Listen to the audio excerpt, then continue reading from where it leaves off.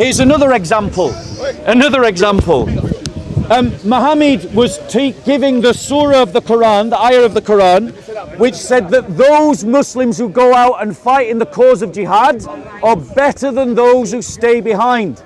At which point he was interrupted by a blind man who was behind him, who said, what about me? I would go and fight jihad except for the fact that I am blind. And then conveniently, the ayah of the Quran changes to those who go out and fight in the way of Allah are superior to those who stay behind, except unless they have a disability. So there are countless examples of Muhammad's convenient revelations that get him out of a sticky wicket. I think Jesus slaughtered people.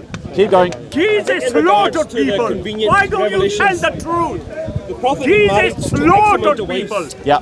Jesus killed children. You actually look at majority of his marriages were for multiple girls, reasons, not boys. for the reasons. Okay, Sorry, could you stand a bit closer? I can't. Go on. In regards to the convenience example of the prophet having more wives, just going from even the Bible and Revelations, every prophet has had multiple wives. Majority of them did. David had how many wives?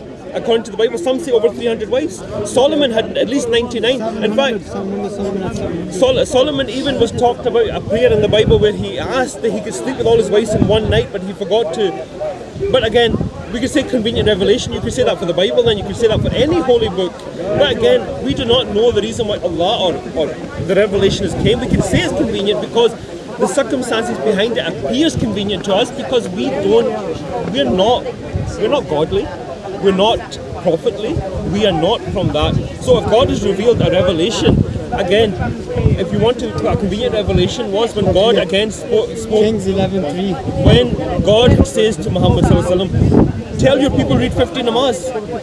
Why is he telling us this story that it goes from 50 to 40 to 30 to 20 to 5? A convenient revelation would be read 5 namaz. Why is he telling us this difficult discussion process between him and God? Because like the previous prophets of Ibrahim and Moses, there is a discussion process between the prophet and God. Things go back and forward. God is very understanding and he understands the difficulties of people. Things have to progress. Nothing straight away. There is going to be things which change like that. There's going to be things which do not change. And again, I personally believe that what you're saying is correct, but it's very selective, and it's also using definitions or sensationalization, in my opinion, that suits a narrative, which I could do the same. Everybody's guilty of using a narrative, buddy. Again, we're lucky that we can talk like adults. Yeah. A lot of people won't. And just so you know, I'm appreciating the fact that you are engaging like an intelligent adult. There's no need I to- really do. No, me- I know. I really do appreciate I it. do genuinely believe that anything that we put as convenient, if we were to then go through the Bible, the Torah, even go and bring a couple of Hindu scriptures, there will seem things that seem convenient. But again, we have to look at it. So let me reply, because let's just understand the context of those two passages that I've cited. So Surah 66, Ayah 1. The reason why it was something that was Allah says, O Prophet, you have held to be forbidden that which I have made permissible, is because Muhammad used to go and visit his wives in a sequence, and one of his wives used to give them a honey drink, and that honey drink used to make Muhammad's breath smell. And Aisha was one of the wives that objected to the bad breath of Muhammad and made him promise not to go and see that particular wife, or not to go and see that particular concubine, right? This is Islamic tasfir. This is Islamic teaching, right? Yeah, no, don't. If you want to jump into this debate, be a part of the debate. But I'm talking to him. But the reality is, that means that and Aisha and another one of the wives conspired in their jealousy about Muhammad going to one of these wives to say to Muhammad that your breath smells. So it wasn't that his breath actually smelled, sorry. It was that they conspired to say your breath smelled because they were jealous, which means Aisha lied to the Prophet Muhammad, and Aisha is at the base of many hadiths. And Muslims believe that a liar shouldn't be trusted as a source of hadith, and yet so many of her hadiths you believe in. When it comes to Surah 33:7, It's that according to Al-Tabari, and he's telling a story, he's not giving tasfiyah. He's telling a story as to why he's going to tell a story as to why. Sorry, bear with me a second. Yeah, just need to regather my thoughts. I'm just going to regather my thoughts. Yes, maybe, but go away. Just He never criticizes Bible. It doesn't matter. He always criticizes. So, go away just now. He's a Yeah, liar, please liar, go away. Liar. You're a liar, Right. liar. Yeah. So Liar. the reality is that according to Al-Tabari, he tells a story about why 33:7 was revealed. Al-Tabari testifies, and he's one of your earliest Islamic sources, that the reason why that verse was revealed is that he went to the place of the house of his adopted son Zaid and saw his wife naked and was aroused by that, half naked. That's what Al-Tabari says. I'm not saying it, right? And that itself is a sin, my friend. To lust after someone else's wife, even your adopted son's wife. That's a big thing, bro. Answer that 1 second. Yeah, go on. When it comes, sorry, these are just totally different things, but I just wanted to abolish them ahead. When it comes to looking at a woman lustfully, the first look, this is because Allah knows, He knows that we cannot avoid our eyes what's in front of us, right? Yeah. The first look is not sinful. The first look, you put your eyes down, you cover and you turn away, right? As for lusting, the way Tabari has worded it, I'm sure is not as sensationalized as you've worded it, right? Because again, Tabari has revealed this in Arabic. When he went to his adopted son's house and seen his wife, was she half naked? Was her veil not on? Was her hijab not on? Did something slip?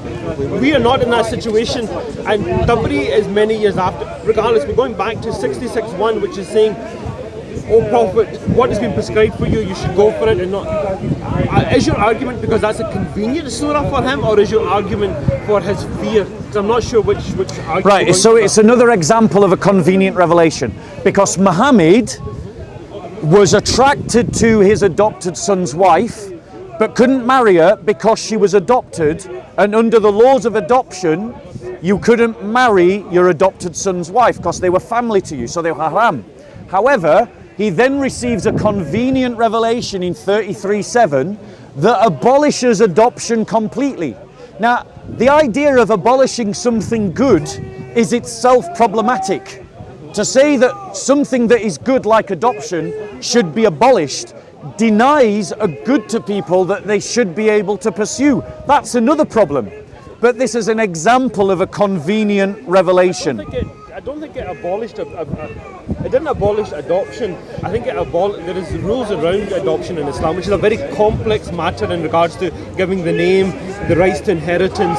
This is for a jurist, someone that will understand the laws of Islam. This is totally different to revelation, and this is something I would say is more relating and more given to the laws of what you can inherit and what you cannot inherit, and what is your sons, your adopted sons, and what is yours and what isn't yours. When it goes back to Surah 66:1, the Prophet again, Allah is saying to him, what is prescribed for you, Ya Rasulullah? This is yours. You cannot be concerned about other people or worrying other people or upsetting other people. What is prescribed for you is yours, and this is what we call haqq. This is yours. You're right, take it. Yeah. Right? I don't again see this. Again, it could appear convenient, but again, it just depends on the context and how you want to take it. My biggest issue, which I find, sorry, what's your name, buddy? Bob. My name's Ayaz. Pleased to meet you. Nice to meet you. Yes. I find a lot of the things in the Quran, if you really want to understand it, and regardless of your religion or faith, you need to understand the surroundings behind it. Was this at the time of Makkah? Was this at the time of Medina? Which part of the Prophet's life this was in? What time was the Muslims in? I think everything in Islam. You know, one guy gave me a great example. He goes, well, in regards to hadiths, which we like to call like Tabari and that, Yeah. these are like medicine books. Now, if I tell you to walk into books and read all the medicine books, you'll say, what use are these medicine books? Because I don't have all these illnesses, you know.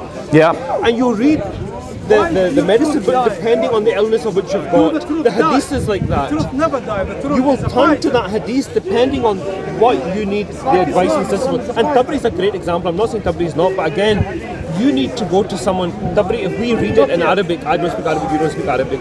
You would go to a jurist, someone will be able to understand Tabari, what was his tafsir. Yeah. Because even when you look at the Imams, like Hanafi, Shafi, Hanbali, Maliki, again, there's going to be different opinions depending on the tafsir and how you want to interpret it, Yeah. depending on, again, multiple avenues.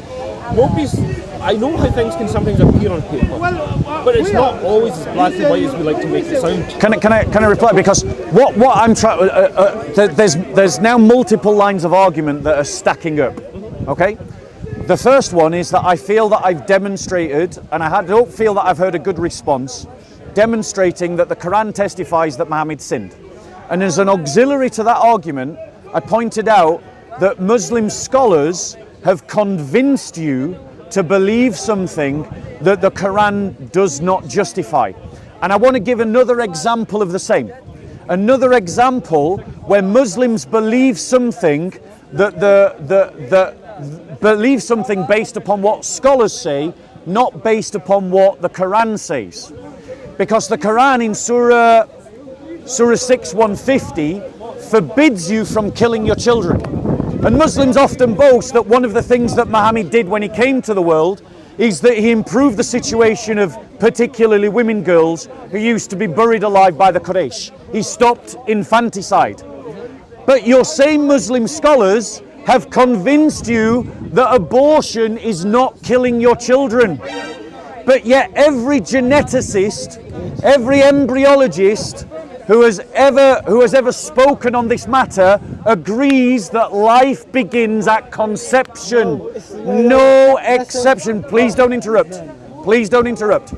And so your scholars are saying to you that you can have abortions in certain circumstances, but your Quran is saying to you that it's haram to kill your children. And so once again, what your scholars tell you and what your Quran tells you are two different things. And therefore, my friend, what I'm saying to you is that Muslims are beholden to their scholars, and their scholars are misleading them about the Quran. They lied to you about your Quran over and over again. You are the biggest liar. Muslim scholars used to tell you that every single Quran in the world was the same. They're not. Different Qurans are different. Jesus crucified. Do you want me to show you Surah 6:150, or have you found it for yourself? You never criticize Bible. In regards to the way You that the never Quran is taught, criticize Yeah. Bible. Surah 39, ayat 6. Even though you look at Bukhari Sharif, they will talk about the stages of embryology. Yeah. It is like a leech-like substance. Leech-like Yep. substance will cling on. Yep. Cling on, it'll then Yep. develop a small bone, Yeah. and then it will go from there, and then the soul will be breathed into it. Some scholars will say, I don't have the quotation here to quote exact.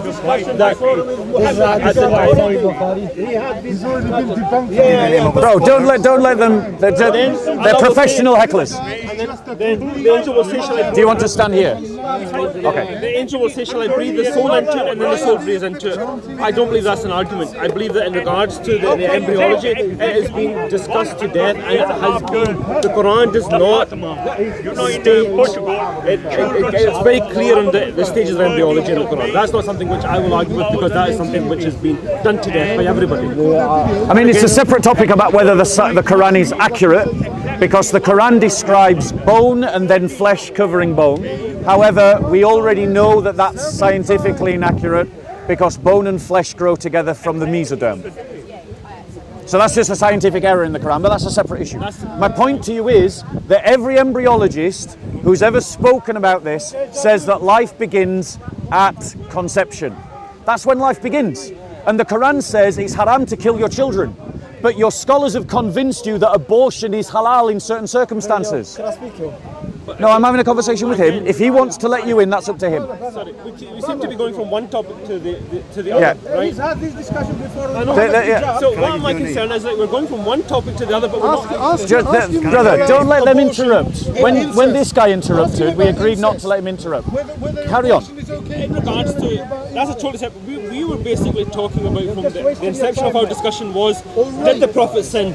Did the Prophet fear the people? Yeah. And the topic, which because if we keep going on to topic after topic, Let's stick to the topic. Yeah. In regards to embryology, it's been done to Christian, death. You go to any, like they for kill example, their children. any scholar Are will be they able to discuss Christian? that into a much clearer opinion and Bob, definition. But I believe the Quran is given a kill very their children. definitive answer in Are regards they to embryology, Yeah. which is not ambiguous. No, because they're there is not parts Christian. that are You just ambiguous say and non-ambiguous verses. killing Yeah. children and babies Right. is sin. Go on. But as for this here, with regards to Surah 66, Ayat 1, I don't believe this is convenient. This is just Allah telling His Prophet that what is halal for you, go ahead and do it. Yeah. It's not convenient for him. It's not going into great detail to say that he has to do X, Y, Z. Yeah. It's basically reaffirming it. So that's ayat 661. And in regards to the fear aspect, I believe it's just the wording and how you want to define it. There's different types of fear. In regards to the wife aspect, that the Prophet can have multiple wives and we can only have 4. Well, trust me, my wife's only going to let me have 1, but let's not get into that. Yeah. In regards to Are you the Bible- disappointed? Can't answer this, is on camera. All right, fair enough. In regards to the Quran, the Torah and the Bible, the prophets had multiple wives. It's not a big issue. Right. They were given different deals to us. Yeah. So allow me to reply, because again, you're saying that I'm saying that it's fear, but I quoted to you multiple translations written by Muslims, It's not every translation. but it's the majority. And the thing is, if the majority of scholars are saying one thing, and you've got an outlying scholar saying another thing, you would be wise to listen to the counsel of the majority, rather than the outlying scholar, unless that outlying scholar puts up a really brilliant argument to overturn everyone else. The fact that the majority of scholars say fear means that that's what the text is saying, and the text can't be read in any other way. Muhammad wanted to marry his adopted son's wife, and he feared the scandal that would cause, and that's why, even though Allah had said to him he could marry his adopted son's wife, he held it back because he feared the scandal from the people. And it says in the Quran that if you fear anyone other than Allah, you've committed shirk. So according to the Quran, Allah's own testimony is that Muhammad sinned. Now let me do a comparison for you, right? Because I want to try and show you why I think this matters, right? Because if you walked into a gym and you saw a fitness instructor who was rippling with muscles, and then another fitness instructor who looked as blobby as me, which of the two fitness instructors are you going to listen to? The one that looks like Mr. Blobby like I do, or the one that's got muscles on muscles? You're going to listen to the fitness instructor that looks like he practices what he preaches. Well, listen to what listen to what the scriptures say about Jesus Christ. It says in 1 Peter 2:22, speaking of Jesus, who committed no sin, nor was any deceit found in his mouth. In 2 Corinthians 5:21, God, focus, bro. Otherwise I'll just talk to everyone else. Yeah. So in 2 Corinthians 5:21, speaking of Jesus, He, God the Father, made Him who knew no sin to be sin on our behalf, so that we might become the righteousness of God.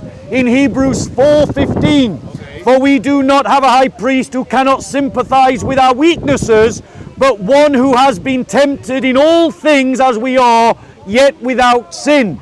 The Bible is very clear. Jesus Christ never sinned. He's like the fitness instructor rippling with muscles. However, the Quran is very clear. Muhammad was a sinner just like all of us. Just like all of us. Sister, be quiet, please. Just like all of us.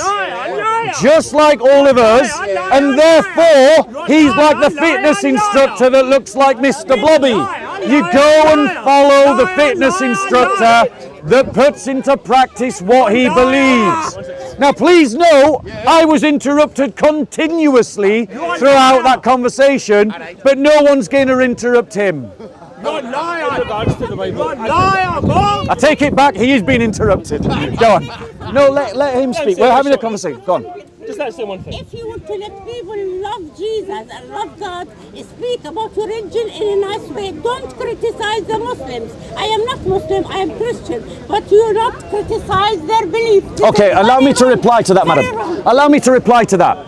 Because God himself criticized the religion of the pagans. In Psalm, I think it was in Psalm 82, God said that their gods, speaking of the surrounding nations of Israel, are gods that they have made with their own hands. They have ears, but they cannot hear. They have eyes, but they cannot see. And they have mouths that they cannot speak. Christ himself criticized the Pharisees and called them vipers and whitewashed tombs. And Muslims in this corner, not this one, he's very kind, he's very gentle, he's a good guy, but there are lots of Muslims in this corner, madam, who come here every week criticizing the Christian faith. It is fair of Christians to criticize Islam when Muslims are criticizing Christianity, and more particularly the Quran itself criticizes the Christian faith. So go on, now you reply. I would say in regards to, I need to go soon, right? So basically in a nutshell, in regards to the Bible, I could say which Bible, you know, which I can answer that. I'm just saying just generally, because the Bible itself has been refined and changed and written. They're screaming over me as well now, so let's just leave that. But in regards to the Prophet looking at his adopted son's wife, I am sure, not just on that one occasion, he will have seen her many times. Not in that condition, I'm not saying, but if he was, as you like to word it, lusting after her, he would have made this revelation long time and back to, I want to marry her.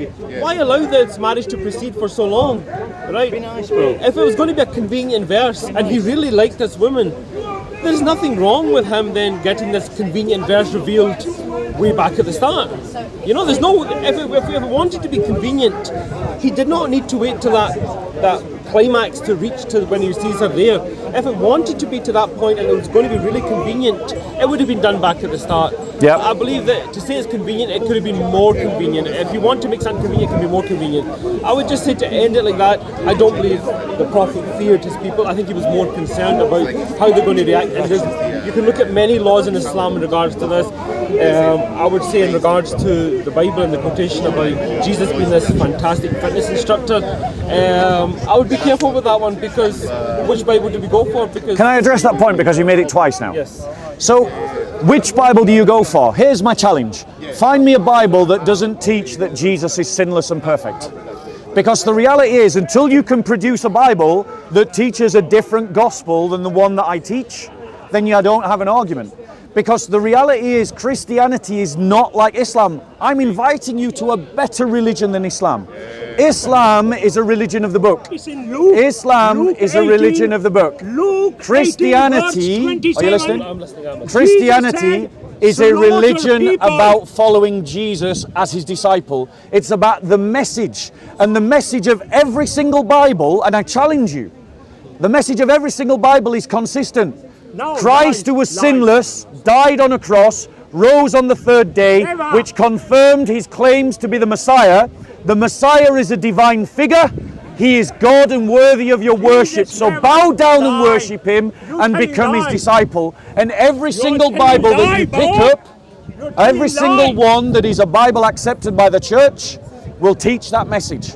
But So anyone you my want. concern with the Bible is, what is the words of Jesus from? Like, if we go back to the Quran, even Yeah. if you want to argue the Quran and say there was convenient verses or he's feared and all the rest of it, all Qurans are going to date back to, whether you believe it or not, round about the peninsula of the life of the Prophet, right? Let's, for argument's sake, within the peninsula of the life Go on, of the go on. Prophet, right? Go on. Whereas every Bible we've got, is there one today that has actually been created or presented at the time of Jesus? Right. So I can't seem to see anything from his time. Right, so let's address that point, because the point is based on a misunderstanding. The reality is, when Jesus was there 2,000 years ago, he didn't bring a book and he didn't give a book. He was the message. That's what it says in Hebrews chapter 1, that God has spoken to our people long ago in former times by the words of the prophets, but in this time has spoken to us in the person of his Son, the Word. That's what it says in Hebrews chapter 1, verses 1 to 4. Slight paraphrase on my part, not an exact quotation. Now, let me finish. But when Jesus was arrived, the Old Testament was the Bible. And actually, we do have a copy of the Bible from the first century.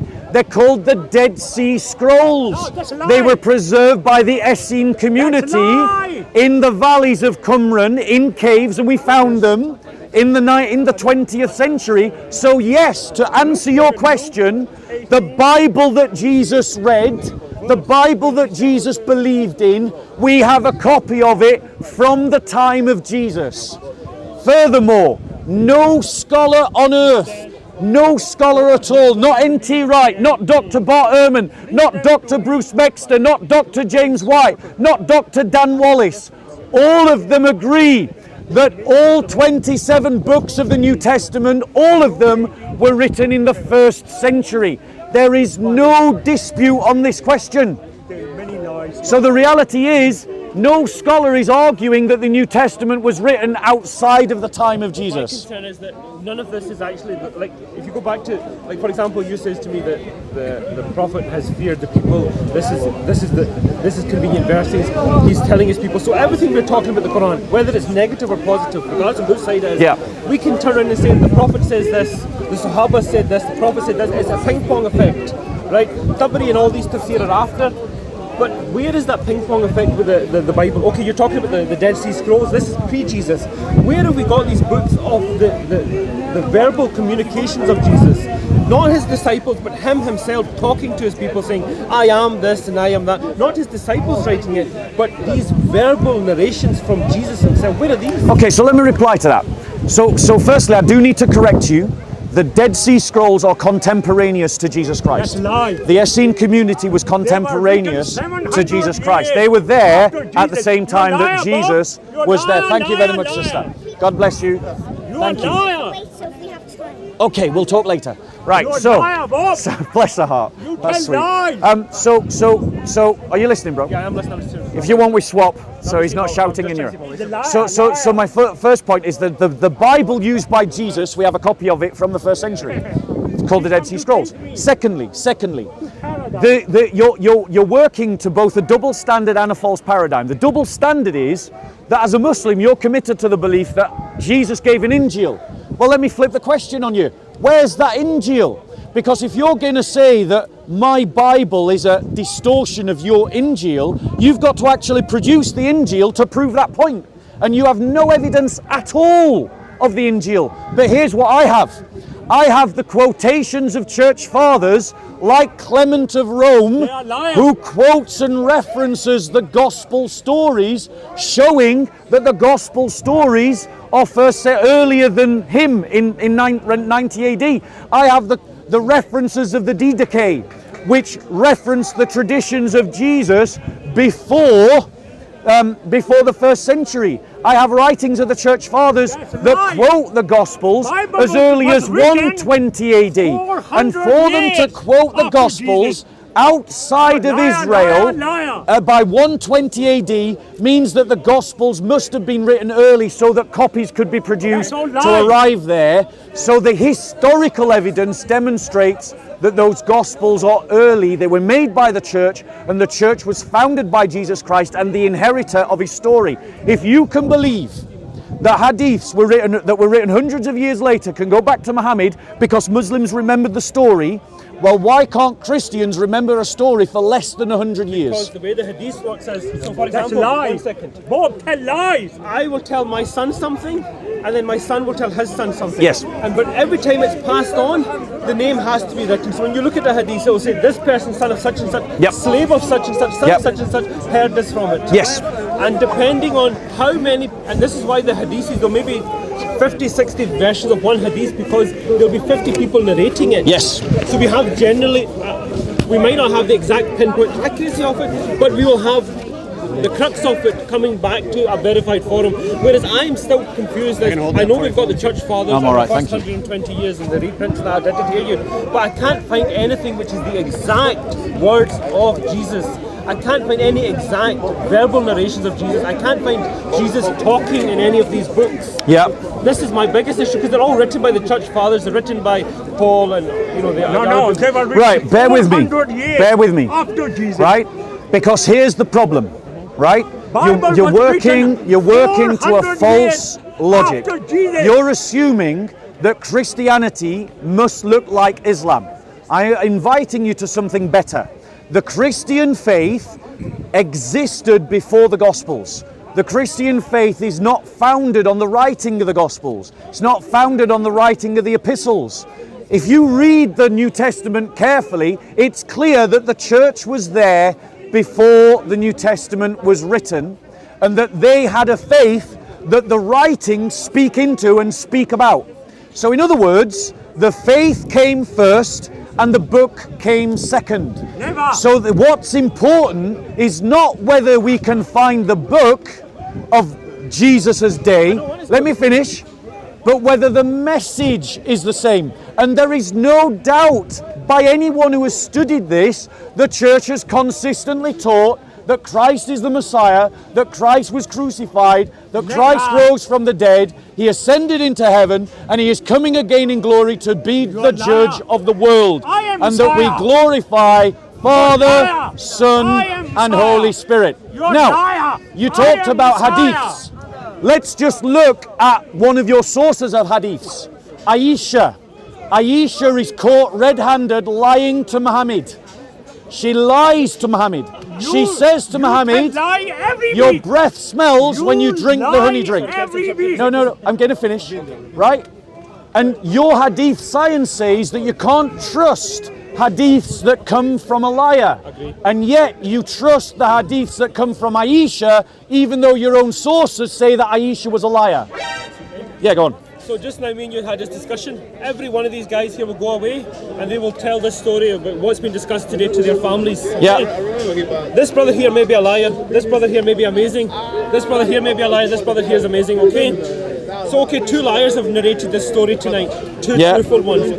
When any hadith is narrated, it's not one person narrating it. You're talking about Aisha narrating, Hazrat Aisha Siddiqa narrating it. She will not be the only one be narrating this hadith. Any hadith which you go into Bukhari, Muslim, it is multiple sources. So if the Prophet says something sitting in the mosque, it's not one Sahaba saying this and we're saying this Sahaba is great. So there will be multiple sources brought right back to that day when they were sitting in the mosque with the Prophet who will verify it. Same with Aisha. As if Hazrat Aisha had heard him say that this was valid or that is valid, there will be multiple sources, because that's the way that's why they call it Sahih Hadith. It has to have the multiple sources that can be verified back to the source. Yeah. Not just one person. So okay, if you're telling me Hazrat Aisha Siddiqa, I'll disagree with you on the point. I will not speak, anything about Hazrat Aisha. But I'm saying, if you're saying to me that she is a problematic source, then what about the other X amount of sources that are quoting this hadith? So let me address that point. Because the reason why you can trust the Gospels is because our Isnad chain, I'm sorry, I'm going to have to raise my voice, but not because of you. So I'm going to raise my voice, not because of this good man here, but because of my constant heckler. So I apologize. I'm not trying to be aggressive or rude. However, the reason why you can trust the Gospels is because our Isnad chain is only 1 or 2 people. That's as far as our Isnad chain needs to go before the book is written. That means, ladies and gentlemen, that we don't have the problem that the Muslims have. You're a liar! The Muslims have long chains of Isnad. Why? Because their hadiths were not written until centuries after Muhammad died. You're a liar! 2 centuries, 3 centuries later. The brother does not know and does not recognize that the Shia accuse the Aisha of lying to Muhammad. You're a liar! They don't agree upon which hadiths to believe in. So Muslims themselves cannot agree upon which hadiths to believe in. By contrast, every Christian agrees in the belief of the 27 books of the New Testament. It has universal agreement, 100% acceptance. We know who wrote them. We know when they were wrote, ladies and gentlemen. However, here's the problem with hadiths. In the time when the hadiths were being created, particularly when the Abbasids and the Umayyads were fighting and overturning one another. I think it was the Abbasids that overthrew the Umayyads, or the Umayyads, which way was it? I always get it mixed up. Yeah. In that period of time, in a time of Islamic revolution, many false hadiths were created. So what is to stop someone creating a hadith that they want to believe in and then just attaching it to an isnad chain that they already know is accepted by people in a time when everyone was making up hadiths? And we have examples of hadiths being made up that are demonstrated or called sahih when they are clearly fake. And we can demonstrate that, ladies and gentlemen. And that's the problem with hadith science. Bob, I'm going to have to go just about 5 minutes. I'll just say, I know you're saying that there's one or two people in regards to the Bible and your teachings. Yeah. It's a lot easier for two people to, so if there's 10 people witnessing us, or there's 2 people witnessing us, it's a lot easier for 2 people to go home and tell a lie than 10 people to go home and tell a lie. Right? If 10 people were sitting with the Prophet, I am Messiah. even if the chain of narration goes back 3,000 years, it's a lot more If I'm alive, verifiable than 2 people. Yeah. Bob, you are liar. Go on. You're liar, So there's liar, me and liar. you here. We can say, I said this, you said this, but 10 people around us is witnessing this conversation. If only 2 people were witnessing it, then it's more problematic than it would be 10 people. Because 10 people, you're going to have a more accurate representation of what's happened here. Yeah. Shall I reply? Of course. Okay, you need to go. I just want to say, what's your name? Yes. Iyaz. Look, Iyaz, I come to this corner every week. To tell lies. Very often, To tell the lies. debate breaks down because the person I'm talking to tells doesn't have the lies mental every competence week. or emotional Every week, ability Bob to tells have a lies. decent conversation. So I just want to say thank you for a really decent, well-mannered and polite conversation. I appreciate it very Tell much. lies. As a sign of my gratitude, You tell I want lies to give you a gift. every It's the New week. Testament. Have a read of that. And then, That's- you know, that's get lie, in touch lie, with me, bro, lie. with your toughest questions. Because honestly, Christian whilst I copied appreciate the fact Torah. you've tried to give a defense of your religion, at no point have you been able to respond to the arguments that I've made in a way, Because in you my told opinion. lies. I'm not convinced by your responses. To be honest with you, if the scholars here, Yeah. There's no scholars in this park. I'll say there's a lot of people that's 100% better than me, and if they cannot convince you, then I'm not going to convince you. Yeah. But again, sorry just to interrupt you, it tells you this in the Quran, that there is people whose hearts are like stones. When the water gushes against it, some will melt, some will split in half, Yeah. and some will harden. And no disrespect to you, Bob, because obviously we've had a good conversation. If your heart is already hardened and not willing to feel that impact, then unfortunately, regardless of who speaks to you, You've preached a good sermon to yourself, brother, and I hope you put it into practice. Luke, All right, God bless you. You Luke look after yourself. 18, Right. verse 27. Okay, Jesus now said, shall we do a wrap up? slaughter people. So, Jesus said, so I'll stand here. I'll stand here. I'll stand. You stand there, bro. So, right. The reality is, guys. The reality is, guys. What's the reality? The Muslims were challenged about the fact that Allah in his Quran testifies to the fact that Muhammad committed sin. And Muslims have been convinced by their scholars to deny the testimony of Allah, that Muhammad was a sinner. And why does this matter? Because if Muhammad was a sinner, then he's no better than any of us. So why should any of us follow him? But the Bible is very clear. Jesus Christ was sinless, and he founded the perfect covenant that we are called to follow. And the man that is sinless is a superior teacher to the man that is sinful. And therefore, we are all invited to be disciples of Jesus and to follow Jesus as our Lord and Saviour. And that's why it matters, ladies and gentlemen. Well done, Bokila. Welcome back. Praise the Lord. Any questions, ladies and gentlemen?